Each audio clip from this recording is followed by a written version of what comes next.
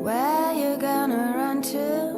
Sebuah lembah terpencil hidup di bawah kekuasaan yang penuh ketakutan dan ketidakadilan. Pada masa itu, seorang penguasa desa yang kejam memburu sepasang suami istri muda karena mereka dianggap melanggar aturan yang berlaku di wilayah tersebut. Demi menyelamatkan diri, pasangan itu bersembunyi di ruang bawah tanah sebuah bangunan kayu tua. Namun, ketenangan mereka tidak berlangsung lama. Suara langkah kaki mulai terdengar semakin dekat, menandakan bahwa tempat persembunyian mereka telah ditemukan.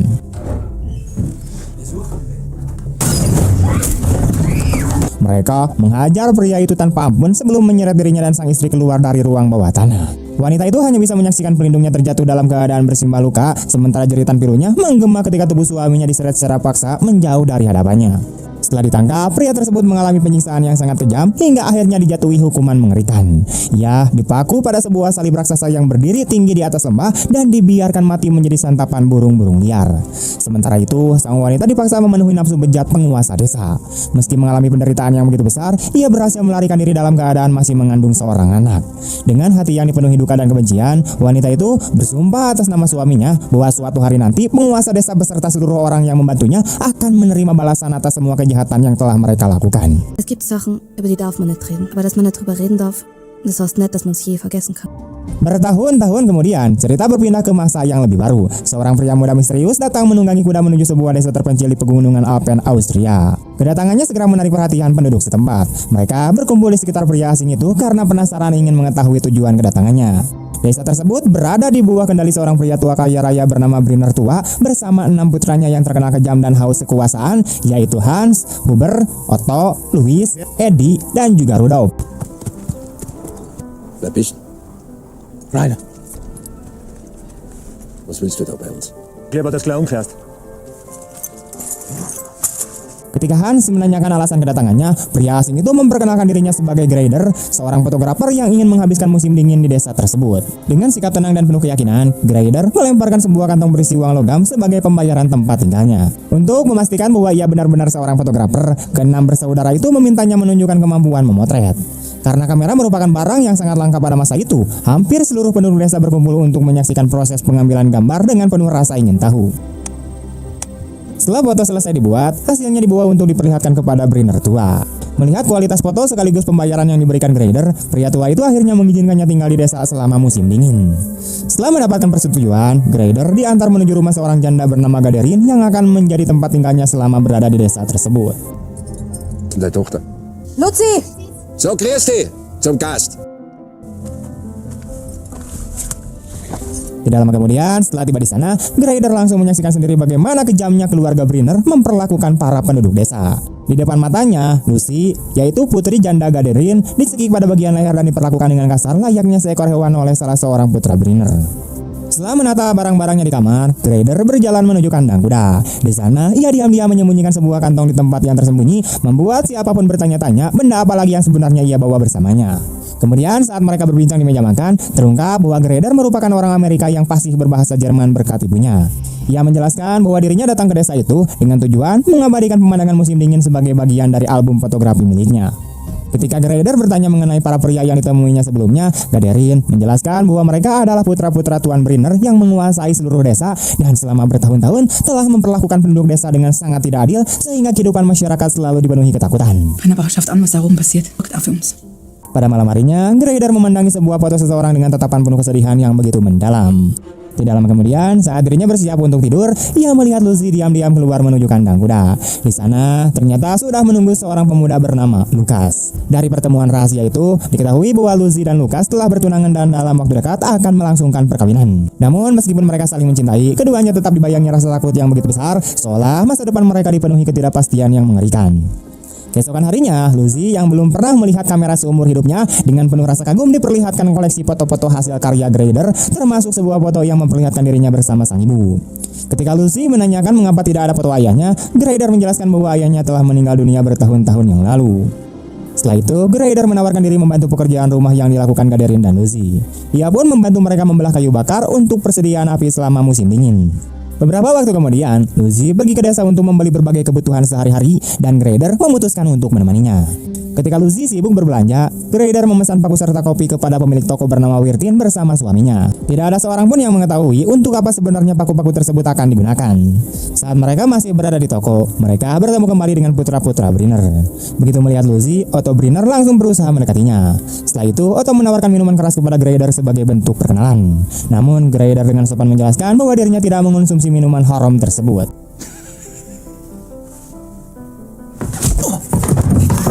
Wieder verschnapsen, dann trinkst du.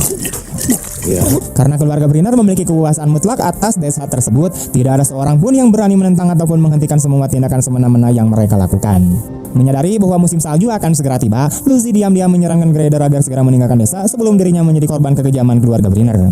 Akan tetapi, Greider hanya memilih diam tanpa memberikan jawaban, seolah telah bertekad untuk tetap tinggal di desa itu apapun yang akan terjadi nantinya.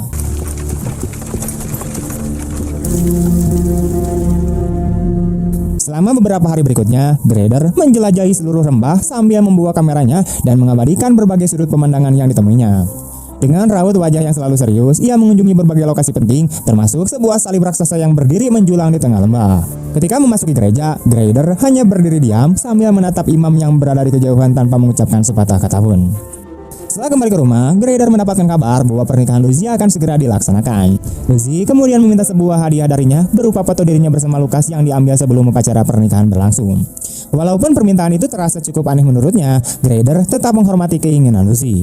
Ia kemudian memotret pasangan tersebut dengan latar belakang turunnya salju pertama pada musim dingin tahun itu. Berbeda dengan kamera modern saat ini, kamera pada masa tersebut memerlukan waktu yang cukup lama hanya untuk menghasilkan satu lembar foto, sehingga orang-orang yang dipotret harus tetap diam tanpa bergerak selama proses pengambilan gambar agar hasilnya benar-benar jelas. Tidak lama setelah salju pertama turun, dimulailah pekerjaan penebangan kayu di hutan, sebuah pekerjaan yang sangat berbahaya dan melibatkan seluruh pihak desa, termasuk seluruh putra Tuan Brinner. Satu kelompok bertugas melepaskan batang-batang kayu dari atas jalur runculan, sedangkan kelompok lainnya menunggu di bagian bawah untuk menerima dan memuat batang kayu tersebut. Pada awalnya, semua pekerjaan berjalan dengan lancar ketika batang-batang kayu meluncur menuruni lereng tanpa kendala. Namun kemudian sebuah tragedi terjadi ketika salah satu batang kayu tidak kunjung sampai ke bawah. Menyadari ada sesuatu yang tidak beres, Eddie Brinner pergi untuk memeriksa penyebabnya. Beberapa saat kemudian, ketika saudara-saudaranya masih menunggu kabar mengenai dirinya, batang kayu yang sempat tersangkut akhirnya kembali meluncur ke bawah.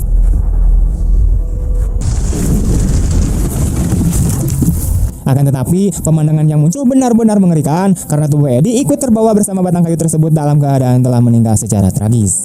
Dentang lonceng desa segera bergema sebagai tanda bahwa kabar duka telah menyelimuti seluruh desa. Seluruh penduduk, termasuk Brinner tua yang selama ini dikenal dingin dan keras, berkumpul untuk berduka atas kematian Eddie. Meskipun demikian, tidak setetes pun air mata terlihat mengalir dari wajah Brinner tua. Kemungkinan karena bertahun-tahun menjalani kehidupan yang dipenuhi kekejaman, ketidakadilan, dan penindasan telah membuat dirinya kehilangan rasa belas kasihan. Ketika jenazah Eddie dibawa pulang menuju rumah keluarga Brinner, Lucy melihat Greider yang sedang duduk di atas kudanya dari kejauhan. Pria itu hanya memperhatikan seluruh kejadian tersebut dalam diam tanpa sedikit pun mendekati kerumunan. Keesokan harinya, persiapan pernikahan Lucy kembali dilanjutkan. Namun, suasana duka dan ketidakbahagiaan sangat terasa di kedua belah pihak keluarga. Gaderin kemudian memperlihatkan foto Lucy dan Lukas kepada orang tua Lukas dengan harapan mereka dapat membatalkan pernikahan tersebut. Sayangnya, imam paroki telah memastikan bahwa upacara pernikahan tetap harus dilaksanakan sesuai perintah Tuan Brinner. Mendengar keputusan itu, Lucy tidak lagi mampu menahan emosinya. Dengan penuh keputusasaan itu, ia memohon agar Lukas melarikan diri bersamanya meninggalkan desa tersebut. Namun, Lukas menyadari bahwa mereka tidak mungkin meninggalkan kedua orang tua mereka yang telah lanjut usia begitu saja.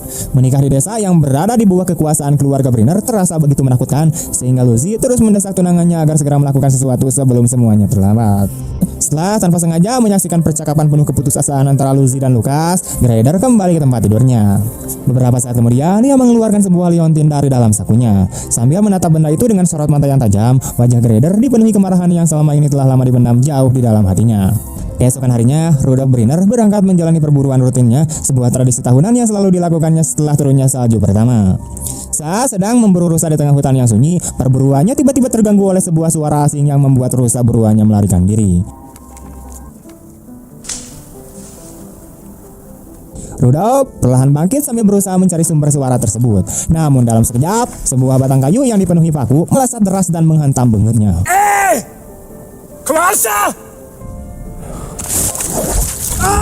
Serangan mematikan itu menghancurkan kedua matanya dan membuatnya terjatuh hingga kehilangan nyawa.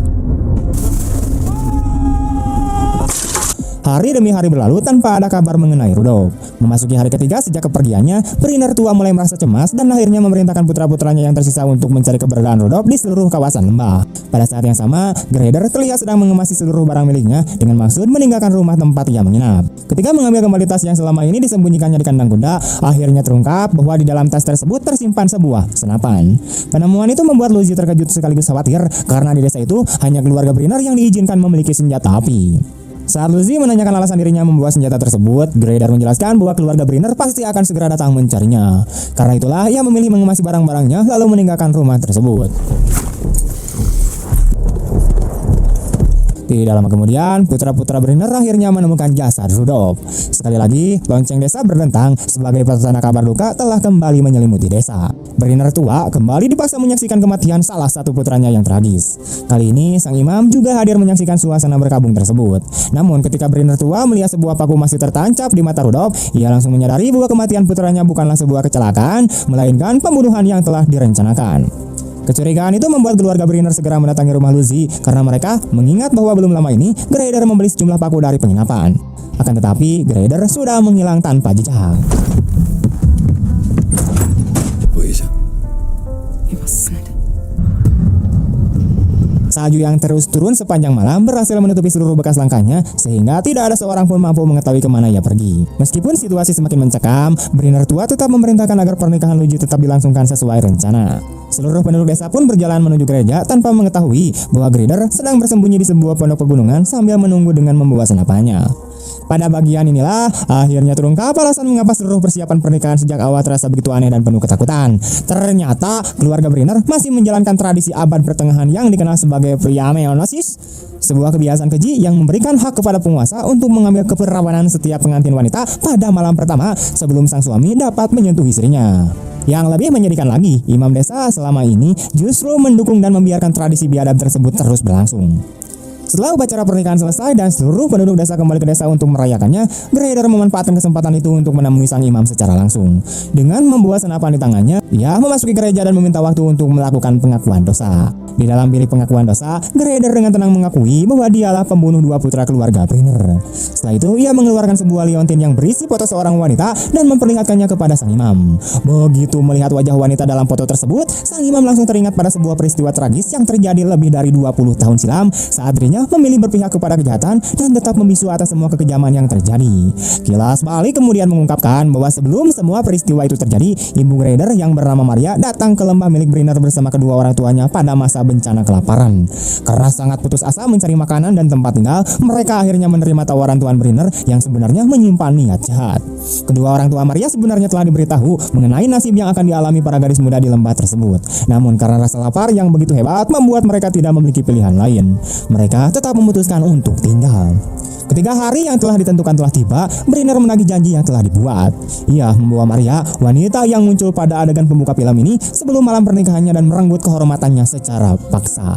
Akan tetapi, pada malam yang sama, suami Maria yang bernama Franz datang dan menyelamatkannya. Mereka berhasil melarikan diri melalui jendela dan mencari perlindungan di rumah pemilik penginapan dengan membayar sejumlah uang agar keberadaan mereka dirahasiakan. Sayangnya, pasangan pemilik penginapan yang tamak justru mengkhianati kepercayaan mereka. Demi memperoleh uang yang lebih banyak, mereka membocorkan tempat persembunyiannya Maria dan Franz kepada Briner beserta anak buahnya. Akibat pengkhianatan itu, hukuman yang sangat kejam dijatuhkan secara terbuka sebagai peringatan bagi siapapun yang berani menentang kekuasaan Briner. Franz dipaku tanpa belas kasihan pada sebuah salib raksasa. Namun di tengah kelengahan singkat para penjaga, Maria memanfaatkan kesempatan tersebut dengan menendang kuda yang ditunggangi Briner hingga pria itu terjatuh. Kesempatan itu dimanfaatkan Maria untuk melarikan diri dari tangan penyiksanya. Ia berhasil keluar dari lembah dan akhirnya menemukan perlindungan di Amerika. Sementara itu, kedua orang tua Maria harus menerima seluruh amarah Briner, sedangkan Franz dibiarkan tergantung hingga akhirnya meninggal dunia dengan sangat tragis. Setelah seluruh kisah masa lalu itu terungkap, sang imam akhirnya menyadari kenyataan yang mengerikan. Dukungannya terhadap tradisi abad pertengahan yang kejam kini harus dibayar dengan nyawanya sendiri karena pria yang kini berdiri di hadapannya datang membawa pembalasan atas penderitaan ibunya dan berniat membuat semua orang yang terlibat mempertanggungjawabkan dosa-dosa mereka.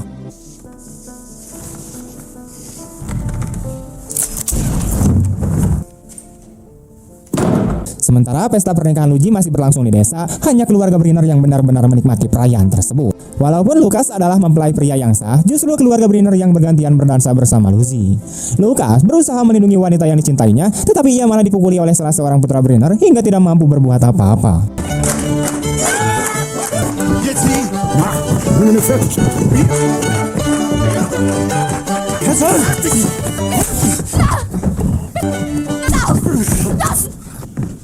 Lukas, nicht. Emma. Lukas hanya bisa menyaksikan Lucy dibawa pergi oleh keluarga Brenner. Namun ketika mereka sedang mengantar Lucy menuju rumah, tiba-tiba Brenner muncul menghadang sambil menodongkan senapannya.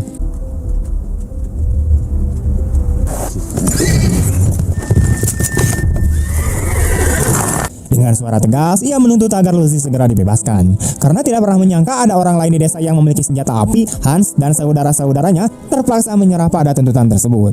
Sesuai perintah Grider, Lucy akhirnya berhasil melepaskan diri dari cengkraman mereka dan kembali ke pelukan Lukas. Lucy, steig auf. Go, los. Vorher im Hof, morgen. Nach Sonnenaufgang. Setelah itu, Grider menantang seluruh keluarga Brenner untuk melakukan duel di peternakan mereka pada keesokan harinya, yaitu tempat yang kini ia gunakan sebagai persembunyian setelah kematian Rudolf. Sesudah semuanya selesai, Grider mengantarkan Lucy kembali ke rumahnya, lalu memindahkan seluruh keluarga Galerin ke rumah keluarga Lukas demi menjaga keselamatan mereka. Lukas mengucapkan rasa terima kasih yang tidak terhingga karena berhasil mendapatkan kembali calon istrinya. Namun ibu Lukas justru dipenuhi rasa cemas karena khawatir keluarga Brenner akan membalas dendam. Grider kemudian menenangkan mereka dengan menjelaskan bahwa dirinya sendirilah yang akan menghadapi keluarga Brenner dalam duel yang telah ditentukan. Setelah mengatakan hal tersebut, ia meninggalkan rumah itu. Selanjutnya, Grider menuju rumah pasangan pemilik penginapan untuk menuntaskan pembalasannya. Setelah mengetahui bahwa mereka lah yang menerima uang dari Brenner sebagai imbalan karena mengkhianati ibunya dahulu, Grider langsung menodongkan senapan kepada sang suami. Kemudian, ia melemparkan sekantong uang logam kepada sang istri dan memaksanya menelan seluruh uang tersebut sebagai hukuman atas keserakahannya. Bitte aufhören.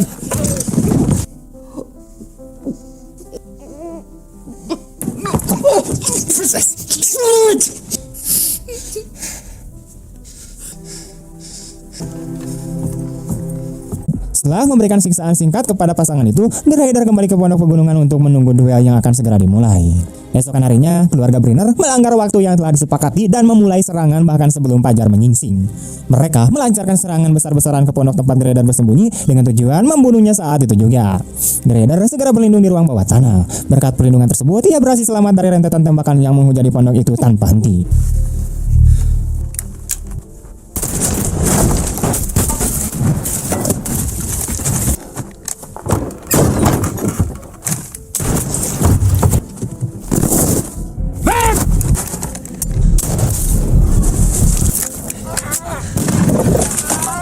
Di tengah baku tembak yang sengit, Grider berhasil menewaskan Louis Brenner.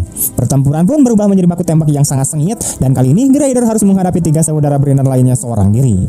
Berbekal sebuah senapan Winchester Lever-Ration yang mampu menembakkan peluru secara berulang dengan sangat cepat, Grider memperoleh keunggulan yang sangat besar. Sementara itu, saudara-saudara Brenner hanya menggunakan senapan laras ganda dan senapan breech loading yang jauh lebih lambat dan tidak mereka kuasai sebaik Grider. Dengan memanfaatkan keahlian menembak serta keunggulan senapan miliknya, Grider secara bertahap berhasil membunuh ataupun melumpuhkan keempat saudara Brenner yang masih tersisa.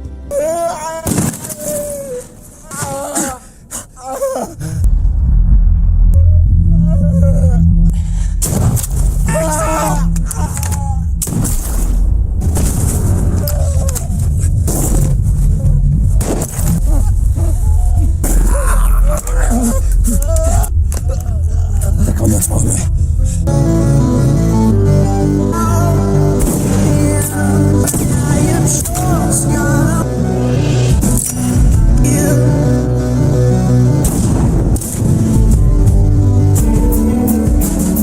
Setelah seluruh dendamnya terhadap para putra Brenner akhirnya terbalaskan, Grider berangkat menuju rumah Brenner tua untuk menyampaikan sendiri kabar kematian seluruh putranya. Namun di sepanjang perjalanan, ia menyadari bahwa masih ada beberapa penduduk desa yang on yang tetap setia kepada Brenner tua. Ketika Grider semakin mendekati rumah keluarga Brenner, tiba-tiba seorang pandai besi menyergapnya menggunakan kayut besi besar untuk mengangkat batang kayu. Tepat ketika kayut tersebut hendak menghantam Grider, Lukas datang tepat pada waktunya dan menembak menyerang itu hingga tewas, sehingga nyawa Grider berhasil diselamatkan. Meskipun demikian, bahu Grider tetap terluka akibat kayut besi tersebut.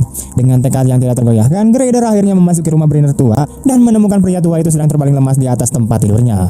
Grider kemudian melemparkan liontin miliknya ke arah Brenner. Setelah melihat isi liontin tersebut, tersebut, Brenner langsung memahami siapa pria yang kini berdiri di hadapannya. Ia akhirnya menyadari bahwa Grader tidak lain adalah putra Maria, satu-satunya wanita di desa yang 20 tahun sebelumnya berani melawan hukum kejam yang ia ciptakan. Ketika Brenner menanyakan nasib putra-putranya, Grader menjawab dengan tenang bahwa semuanya telah mati. Pada saat itulah Brenner mengungkapkan sebuah kenyataan yang mengejutkan. Ia mengatakan bahwa Grader sebenarnya telah membunuh saudara-saudara tirinya sendiri. Baru kemudian terungkap bahwa Brenner tua adalah ayah kandung Grader. Karena ternyata Grader lahir dari pemerkosaan yang dilakukan Brenner terhadap Maria pada malam sebelum pernikahannya bertahun-tahun silam. Dengan hati yang berat dan penuh penyesalan, Brenner meminta agar hidupnya segera diakhiri. Grader akhirnya mengabulkan permintaan tersebut dengan melepaskan satu tembakan tepat ke jantungnya hingga Brenner meninggal seketika.